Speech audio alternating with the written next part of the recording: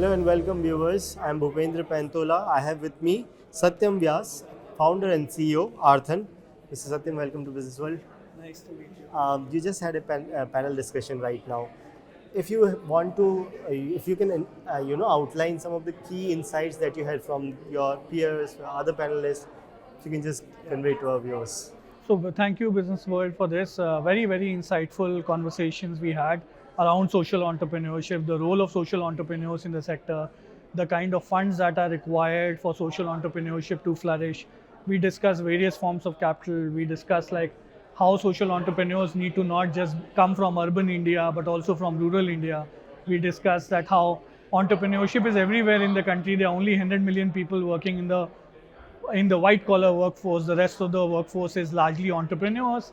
So great session, great learning for me personally with the fellow panelists. Thank you for this opportunity. All right. Satyam, your platform is the talent provider, especially in the non-profit sector. Uh, in India, we have the vibrant youth economy is mostly the demographic wise. Also, we are a very young country. Um, if you have to outline what are the loopholes in terms of not getting the right kind of employment, we have a good amount of educated population, but again, is there a skill gap that we are not able to approach, and that's why that leads to the unemployment. Over to you. So great question. I mean, a lot of people talk about the demographic dividend in India, the young population we have compared to every other part of the world. Also, a lot of people call it a demographic bomb.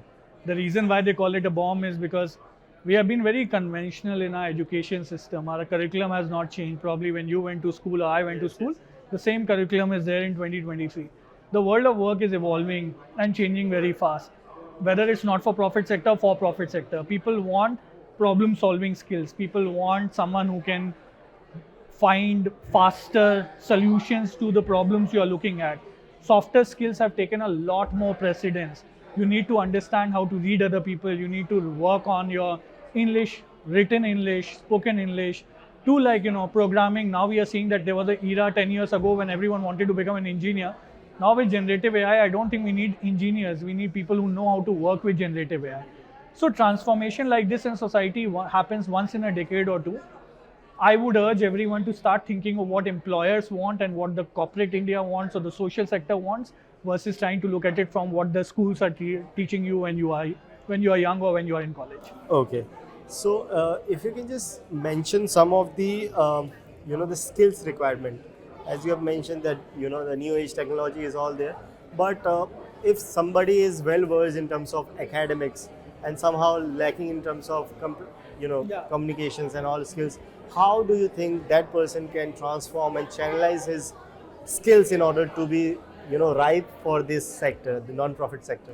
So I think not-for-profit sector particularly requires lot of openness in terms of mindset, not thinking that you have a solution to what the community want, but going to the community and understanding what the gaps are. We are solving seriously complex problems. We saw this in the COVID era. No one could come and solve for all of it, right? Everyone need to come in and do their bits and pieces, and thus we are still bouncing back in terms of economy. But I think teamwork, collaboration, communication, building a momentum around your vision are very critical skills if you are working on any kind of mission-driven assignment. Just as in the past there was a polio campaign, it was one of the most prominent campaigns the country ever saw. Similarly, if you're thinking of any other campaign, you need to know how to communicate to the larger audiences and connect with every individual in the country.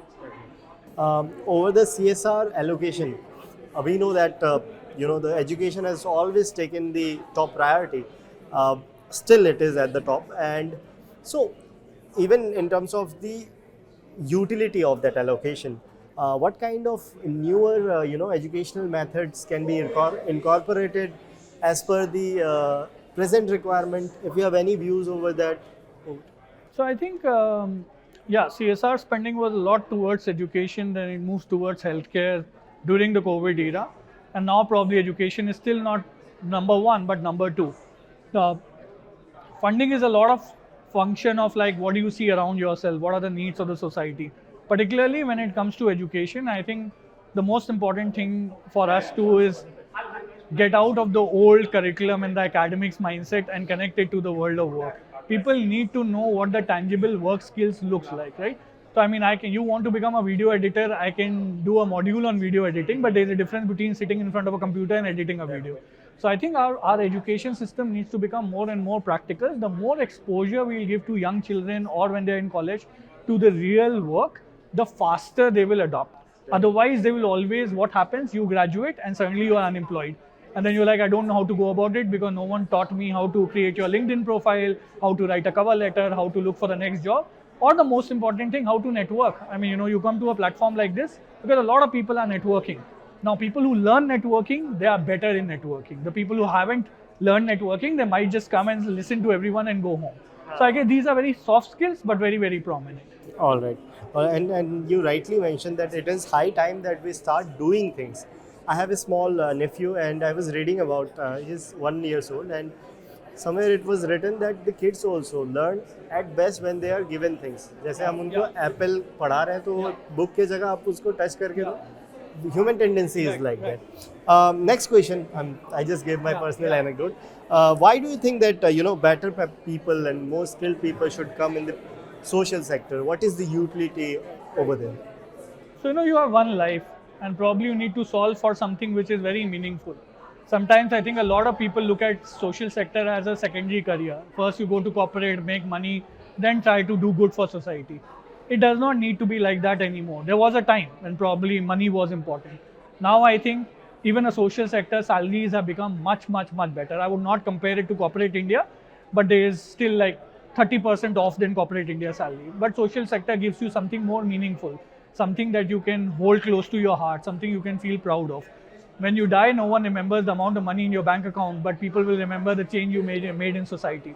So thus I urge everyone to work in the social sector in any form and manner. You might be working in a large corporate, volunteer on the side. Go to a school, start teaching underprivileged children. So the world of work does not need to be that you have to compromise on your living standards to do good for society. You need to find a nice balance. And that balance varies for different people at different point in time. Social sector in India employs approximately 3 million people. It's a large enough workforce, more than the IT sector. People don't talk about it because it's not treated as a sector. It's important for us to start treating it as a sector, as civil society organization. We have enough colleges which train you for that. We have enough institutions which give you lifetime employment there, and you can make a career out of it. All right.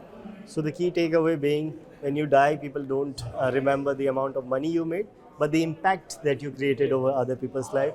Thank you so much for talking to us. It was a pleasure talking to you. Thank you. Thank you. That's it. Thank you.